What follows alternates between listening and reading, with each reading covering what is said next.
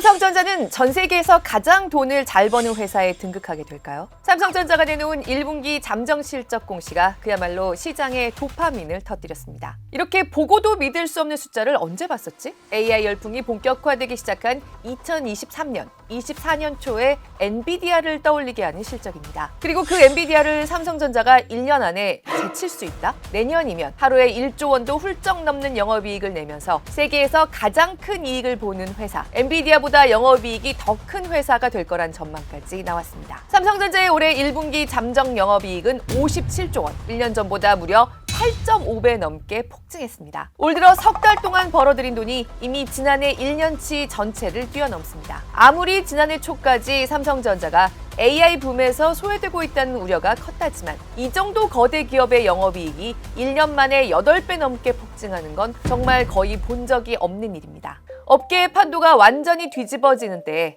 AI판에서 대체 불가능한 기업에서만 볼 수 있는 비약적인 성장이죠. 엔비디아가 보여줬던 놀라운 행진을 이제 삼성전자가 이어갈까요? 아니면 AI 열풍이 이끌어낸 메모리 반도체 역대 최대 슈퍼사이클을 단축할 변수들이 작동하게 될까요? 지금 가장 궁금한 경제 이슈를 똑소리나게 짚어드리는 똑소리 2, 권혜리 기자입니다. 삼성전자는 어떻게 1년 만에 8배가 넘는 영업이익을 올렸을까? 무엇보다 전과 똑같은 제품을 똑같은 양으로 팔아도 단기간에 가격이 너무 뛰어버렸습니다. We've seen this huge growth in investments in AI data centers, and that is kind of sucking all the oxygen out of the room.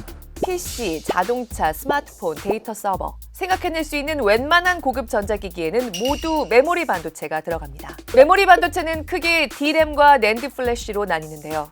그 중에서도 이른바 D램은 딱 3개 회사, 삼성전자와 SK하이닉스, 미국 마이크론이 전 세계 90%를 생산합니다. 중국 반도체 회사들이 맹렬한 속도로 추격하고 있긴 하지만 어쨌든 아직은 이 3개 회사의 과점 시장이라는 겁니다. 낸드도 이 3개 회사가 전 세계 60%는 맡고 있습니다. 그런데 여기에 AI 붐이 툭 떨어졌습니다. 기존의 메모리 반도체들은 똑같은 규격으로 구워놓으면 손님들이 알아서 필요한 만큼 사가는 벽돌 같은 거였습니다. 두루두루 쓰는 제품, 범용이죠. 하지만 AI 가속기에 들어가는 D램인 HBM은 손님이 주문한 대로 맞춰서 짜줘야 하는 블록 같은 제품, AI 맞춤형입니다. 다 합쳐서 하루에 벽돌 300개를 찍어내던 3개의 가마에 기존 벽돌보다 훨씬 더 비싼 대신 더 신경 쓸 게 많은 별도의 주문 제작품이 20개, 30개씩 추가된 겁니다. 가마를 새로 짓고 있긴 하지만 아직 시간이 걸리는 일이고요.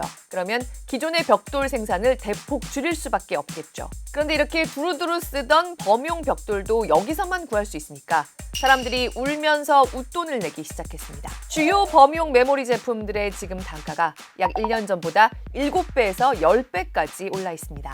전에는 조금만 경기가 나빠져도 가격이 쭉쭉 빠지던 물건이 이제 구조적으로 구하기 어려운 비싼 몸, 그야말로 부르는 게 값이 돼버린 겁니다. 이게 바로 최근 1년간 삼성전자와 SK하이닉스가 맞닥뜨린 시장이고요. 범용 D램이 필요한 기존의 모든 업계에서 우린 어떡하란 거냐는 아우성이 나오는 이유입니다. 그런데 왜 이 판의 주인공은 이제 특히 삼성전자란 걸까요?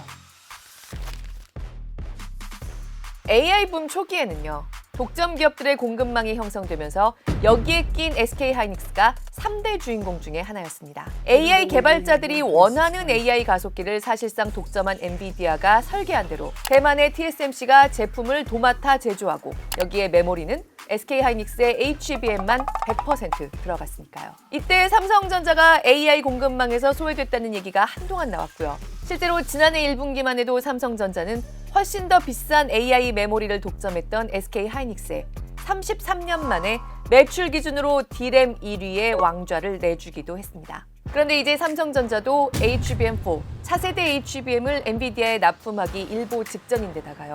이렇게 메모리 반도체 과점 기업들이 AI 맞춤 생산에 생산 여력을 집중해서 기존의 모든 메모리 값이 폭등하는 단계까지 오다 보니까 SK하이닉스도 마이크론도 큰 돈을 벌고 있긴 하지만 범용 메모리에서 원래 1등하던 삼성전자 반도체가 이 판의 주인공이다. 그야말로 큰 물이 들어와 노를 젓게 됐다는 겁니다. 그냥 삼성전자 아니고 삼성전자 반도체라고 콕 짚어 말씀드리는 건요. 지금 반도체는 같은 삼성전자 식구 사정도 봐주기 부담스러울 정도입니다. 자고 일어나면 갤럭시 휴대폰에 넣어야 할 메모리 반도체 값이 올라서 안 되겠다. 3개월 단위로 계약하던 거 1년 단위로 하자. 휴대폰 파트가 요청한 걸 반도체 파트가 결국 거절했다고 해서 화제가 되기도 했죠. 다른 대기업들과의 계약에서도 삼성전자는 지금 그 어느 때보다 갑입니다. 대기업들끼리는 이른바 현물가, 시장가와 별개로 얼마에 사겠다, 계약 때마다 협상하는 계약가가 있습니다. 올 초에 애플이 아이폰 17 시리즈에 넣어야 할 D램 가격을 기존의 2배로 올리는 데 합의했다는 보도도 나왔습니다. 팀 쿡 CEO가 메모리 반도체가 너무 비싸져서 애플의 이익률이 낮아지고 있다고 공개적으로 하소연하기도 했죠. 그나마 애플이니까 괜찮은 거지.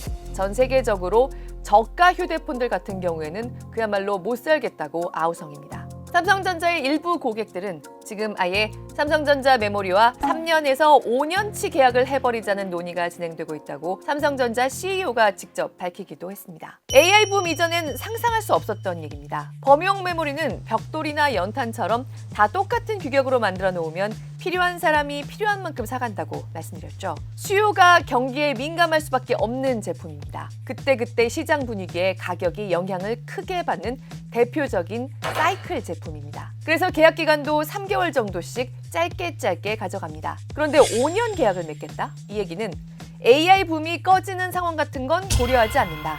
메모리 가격이 뚝 떨어지거나 계약한 만큼의 물량이 필요 없어지는 경우를 걱정하지 않고 안정적인 물량을 초장기로 확보하고 싶다고 생각하는 기업들이 나와 있다는 얘기입니다. 결국 연간 1,000조 원을 넘어가는 막대한 규모의 AI 투자 경쟁이 이어지는 한 메모리 반도체 금값의 사이클은 꺼지지 않는다. 올해도 메모리 반도체 가격은 2~3배 안팎의 급등세를 이어갈 거고, 그러면 삼성전자의 영업이익은 올해 327조 원, 내년엔 488조 원에 이르면서 세계에서 가장 영업이익을 크게 내는 기업, 엔비디아를 제치고 글로벌 1위에 오를 거다. 삼성전자의 목표 주가를 36만 원까지 올려놓으면서 KB증권이 내놓은 전망입니다. 과거 한 2년 동안은 GPU 수요가 급증을 했지만 이제는 메모리로 그 전략 자산이 이동했다고 보는 게 맞는 거죠. PC, 스마트폰, 가전은 경기가 좋으면 소비자들이 지갑을 열고 경기가 안 좋으면 지갑을 닫으니까 메모리 수요도 그렇게 변동성이 극심했던 거죠. 근데 지금은 한도가 없는 법카를 쓴다고 보시면 됩니다. 비용 지출이 과거 사이클하고는 다르게 전개가 될 거라는 거죠. 그렇다면 이 전례 없는 슈퍼 사이클은 과연 언제까지 이어질 수 있을까요? 이 사이클을 올해 안에 무너뜨릴 수도 있다고 거론된 가장 강력한 변수는 물론 미국과 이란의 전쟁이 길어지는 거였습니다.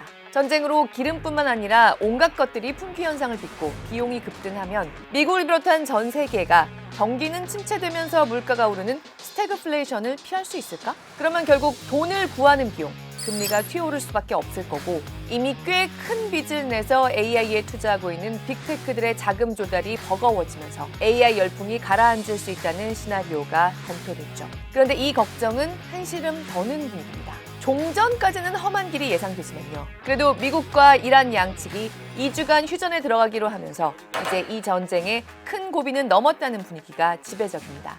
전쟁이 지금 끝나도 기름이며 각종 연료를 구하는데 당분간 비용이 더 들긴 할 겁니다. 대기업들일수록 일시적인 부담은 감당하고 지나갈 수 있는 수준이 될 거란 희망이 생겼습니다. 두 번째로 최근에 많이 거론된 변수는 AI 개발이 급속도로 효율화할 경우, 즉 메모리 반도체를 지금처럼 많이 사가지 않아도 AI 선점 경쟁을 이어갈 수 있을지 모른다는 얘기가 나오면서입니다.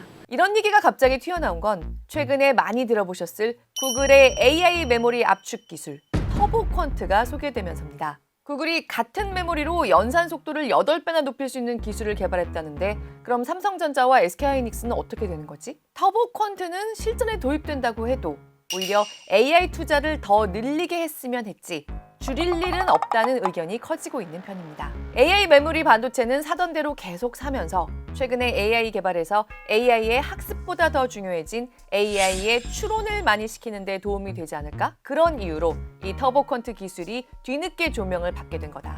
아직까지 AI 개발에서 메모리 반도체를 덜 넣어가면서 남과의 경쟁에서 이기기를 기대할 방법은 딱히 보이지 않는다는 거죠. 3월 말에 갑자기 메모리 반도체 시장 가격이 좀 떨어지는 기미가 나오면서 드디어 이 반도체 슈퍼사이클에 균열이 오나 하는 분위기가 살짝 있긴 했는데요. 전쟁이나 터보 퀀트 논란을 계기로 차익 실현을 하려는 D램 유통 트레이더들의 일시적인 움직임이 작용했다는 분석이 아직은 더 우세합니다. 세 번째이자 이 시점에서 사실 가장 현실적으로 거론되는 변수는 그냥 AI 개발이 생각처럼 잘 안 될 경우입니다. 미국의 11대 빅테크, 구글부터 오라클까지 11개 기업 정도가 올해만 AI 개발에 우리 돈 1200조 원을 퍼부을 예정이지만요. 막대한 돈을 들여서 삼성전자와 SK하이닉스와 엔비디아의 반도체를 사가도 정작 그걸 다 돌릴 데이터 센터에 전력을 대는 것 또는 막대한 전력을 대보겠다고 센터를 짓는 자리에 지자체에 관련 허가를 받는 것. 그런 것들이 모두 녹록치 않은 일이라는 겁니다. 우리나라에 조성되고 있는 용인 클러스터 같은 반도체 제조 단지도 실제 지금 계획처럼 거대한 규모로 안정적인 가동이 이루어지려면 넘어야 할 산이 많을 거다. 특히 안정적인 전력 조달이 쉽지만은 않을 거란 각오를 우리도 다들 하고 있죠. 대체로 시장에서 동의하고 있는 건 이란 전쟁이 길게 확전되거나 또 한 번 이란 전쟁 같은 상황이 불거지지 않는 한 적어도 내년까진 메모리 반도체의 뜨거운 수요가 줄어들긴 쉽지 않다는 겁니다. 전쟁이 이대로 잦아들면 공급망 교란 걱정도 급격히 축소됩니다. 하지만 반도체의 주가는 보통 6개월에서 1년 정도 시장을 선반영한다는 관점에서 보면요. 우리는 곧 2년 뒤에 대해서도 궁금해할 수밖에 없습니다. 삼성전자와 SK하이닉스, 마이크론이 새로 생긴 AI 수요를 소화할 공장을 다 짓는 사이에 AI 개발이 조금이라도 지금보다 느리게 진척돼서 투자하는 빅테크들의 부담이 과중된다면 어떻게 될까? 그리고 이렇게 메모리 3사가 HBM에 집중하느라 기존 고객들에 대한 대우가 느슨해질 수밖에 없는 틈을 타서 창신 메모리를 비롯한 중국 반도체들이 또 자기들 자리를 조금 더 넓히고 있는 점은 2년 뒤에 우리에게 어떻게 작용할까? 그리고 지금 메모리 가격을 감당 못해서 올해 스마트폰이며 PC의 출하가 10% 넘게 줄어들 거란 전망이 속속 나오고 있는데요. 이로 인한 소비자의 부담과 한국이 만드는 휴대폰, PC, 가전 제조업체들이 겪게 될 부담은 우리 전체 경제에 어떤 누수로 작용할까? 그리고 어쩌면 모든 걸 떠나서 우리 모두의 평생에 따라올 문제. 이 빅테크들과 한국 메모리 업체들이 이렇게 숨가쁘게 AI 투자에 함께 나서면서 공유하고 있는 궁극의 목표는 인건비를 줄이자. AI에 투자하는 만큼 사람을 더 많이 해고하고 덜 뽑으면 이 비용을 다 회수할 수 있다는 게 아닐까? 그러면 우리는 어떻게 될까? 올해의 똑소리에서 반도체 슈퍼사이클에 도전하는 변수들과 슈퍼사이클이 나을 변수들을 계속해서 면밀하게 함께 살펴보겠습니다.